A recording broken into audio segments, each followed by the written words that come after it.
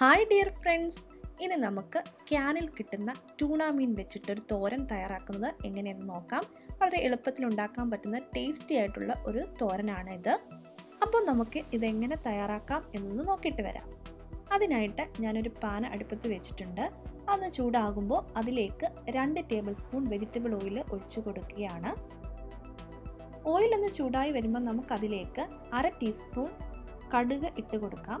കടുകൊന്ന് പൊട്ടി വരട്ടെ. അതിനുശേഷം നമുക്കിതിലേക്ക് അരിഞ്ഞു വെച്ചിട്ടുള്ള വെളുത്തുള്ളിയും ഇഞ്ചിയും ഓരോ ടീസ്പൂൺ വീതം ഇതിലേക്ക് ഇട്ട് കൊടുക്കാം.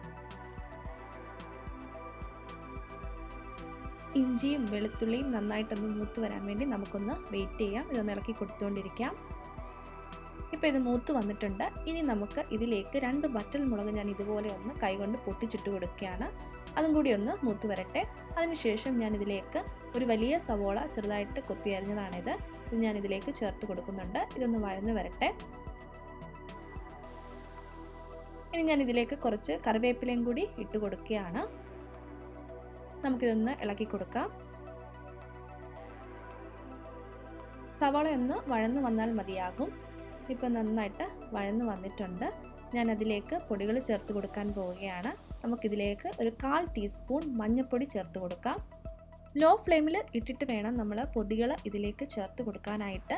മഞ്ഞൾപ്പൊടിയുടെ പച്ചമണം പോകുമ്പോഴേക്കും നമുക്കിതിലേക്കൊരു 1/2 ടീസ്പൂൺ കാശ്മീരി ചില്ലി പൗഡർ ചേർത്ത് കൊടുക്കാം. കുറച്ചുകൂടെ നല്ലപോലെ എരിവ് വേണമെങ്കിൽ കുറച്ചും കൂടി മുളക് പൊടി ചേർത്ത് കൊടുക്കുന്നതുകൊണ്ട് കുഴപ്പമൊന്നുമില്ല. മുളക് പൊടിയുടെ പച്ചമണം മാറുന്നതിന് വേണ്ടി നമുക്കിതൊന്ന് ഇളക്കി കൊടുത്തുകൊണ്ടിരിക്കാം. ഇനി ഞാൻ ഇതിലേക്ക് ചേർത്ത് കൊടുക്കുന്നത് 1/2 ടീസ്പൂൺ ഗരം മസാല പൗഡറാണ്.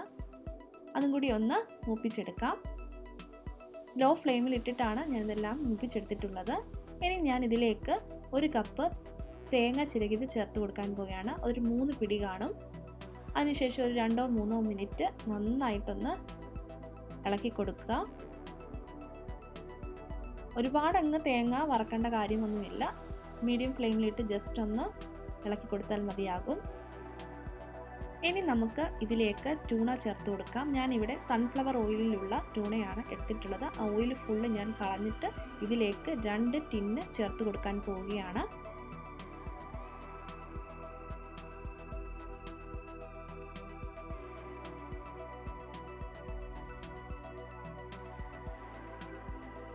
ഇനി നമുക്ക് ഇത് നന്നായിട്ടൊന്ന് ഇളക്കി യോജിപ്പിക്കാം. നമ്മുടെ തേങ്ങാപ്പീരയും മസാലയും മീനും എല്ലാം കൂടി നന്നായിട്ടൊന്ന് മിക്സായിട്ട് കിട്ടണം. അതുപോലെ നന്നായിട്ടൊന്ന് ഇളക്കി കൊടുക്കുക. ഇതുപോലെ ഒന്ന് ഉടച്ചു കൊടുത്താൽ പെട്ടെന്ന് മിക്സായിട്ട് കിട്ടും. ഞാൻ ഇതിലേക്ക് തക്കാളി ഒന്നും ചേർത്ത് കൊടുത്തിട്ടില്ല. ഞാൻ കുറച്ച് ഉപ്പും കൂടി ഇപ്പോൾ ഇതിലേക്ക് ആഡ് ചെയ്യുകയാണ്. തക്കാളി ഇതിലേക്ക് ചേർത്ത് കൊടുക്കാത്തത് ഇതിന് ഓൾറെഡി ഒരു പുളിരസമുണ്ട്. അപ്പോൾ നമ്മൾ വീണ്ടും തക്കാളി ചേർത്ത് കൊടുക്കുമ്പോൾ ആ പുളിരസം കൂടും. വേണമെങ്കിൽ നിങ്ങൾക്ക് ചേർത്ത് കൊടുക്കുന്നതുകൊണ്ട് കുഴപ്പമൊന്നുമില്ല. നന്നായിട്ട് നമുക്ക് മീഡിയം ഫ്ലെയിമിലിട്ടൊന്ന് ഡ്രൈ ആക്കി എടുക്കാം.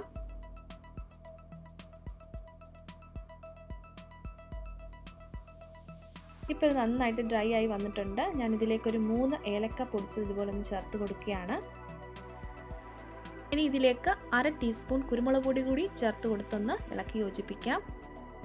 ഇത് നന്നായിട്ട് മീഡിയം ഫ്ലെയിമിലിട്ടിട്ട് ഒന്ന് ഡ്രൈ ആക്കി എടുക്കുക. ഒന്നും കൂടി അങ്ങ് നന്നായിട്ട് ഫ്രൈ ആക്കുന്ന പോലെ അങ്ങ് ഡ്രൈ ആക്കി എടുക്കണം. ഒമേഗ 3 ഫാറ്റി ആസിഡ് ധാരാളം അടങ്ങിയിട്ടുള്ള ഒരു മീനാണിത്. അങ്ങനെ നമ്മുടെ ട്യൂണ തോരൻ ഇവിടെ നന്നായിട്ട് ഡ്രൈ ആയി ചുമന്നു വന്നിട്ടുണ്ട്. നമുക്കിനി സെർവ് ഡിഷിലേക്ക് മാറ്റാം. അങ്ങനെ വെറൈറ്റി ടേസ്റ്റിലുള്ള ട്യൂണ ഫിഷ് തോരൻ ഇവിടെ റെഡിയായി വന്നിട്ടുണ്ട്. ഈ ഒരു റെസിപ്പി നിങ്ങളെല്ലാവരും ട്രൈ ചെയ്ത് നോക്കണം. വീഡിയോ ഇഷ്ടപ്പെട്ടെങ്കിൽ ലൈക്ക് ചെയ്യാനും ഷെയർ ചെയ്യാനും സബ്സ്ക്രൈബ് ചെയ്യാനും മറക്കല്ലേ. അപ്പം വീണ്ടും ഒരു റെസിപ്പിയുമായി കാണും വരേക്കും ബൈ.